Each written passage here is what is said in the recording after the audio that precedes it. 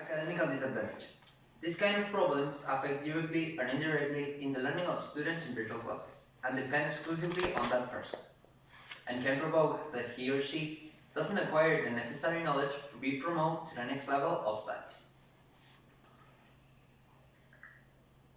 Reduction in time. As we're experimenting during virtual classes, not all the time students and teachers are connected via video call. This is because it's unhealthy for a person to be in front of a screen all the day. That's why teachers adjust their schedules for synchronized classes via video call and asynchronized by the uploading of works, explanations, and feedbacks. Disattention by the student. This is a big problem and the most common because the person is studying at home and he or she doesn't feel the same motivation. And also, there are many distractors like pets, television, video games, computers, etc. And the person becomes lazier and drops. Adaptation. This is new for all of us. We have the custom of interact with other students and teachers in presential classes, but nowadays we can do this. So that's why we take our classes via computer, cell phone, or tablet. This is hard and tired because the works and explanations are not the same.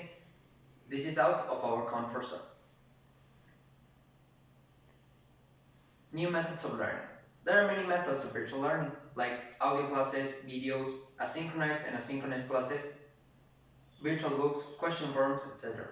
And also, our websites that help and support the virtual learning, like Zoom, Google Classroom, Moodle, Genially, etc.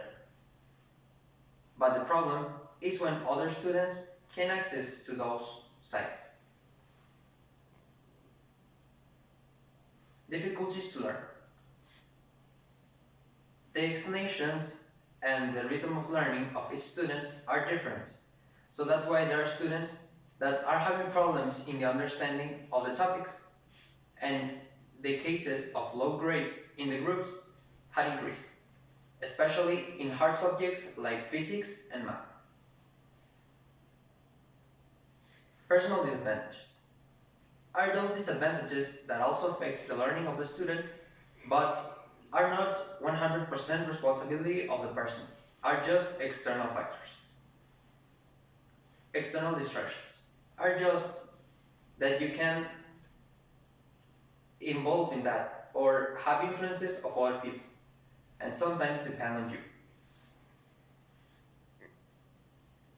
Familiar troubles are those situations that happen in home and you can't control or decide about, and sometimes you are not part of it, like the divorces, the discussions of our family members, the sharing with other family members of the materials, and the privacy for study.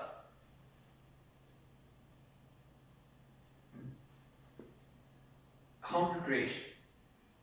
This is part of the disattention because it involves all the distractors mentioned before, and also the familiar reunions and moments, and some responsibilities like cook, clean, wash the dishes, do the laundry, etc. Lack of material. This is a big problem and it can affect severely to the student because you can obtain your basic elements for work, like notebooks, computers, pens, tablets, etc. And or simply you don't have access to all of those methods and work exercises. Psychological problems are those problems that are present during the lockdown.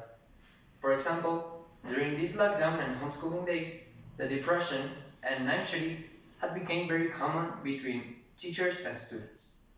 That's why schools have to make programs and are making programs for support the community to overcome these homeschooling days by giving them of advices and recommendations to overcome the lockdown and also the motivation to continue working and studying.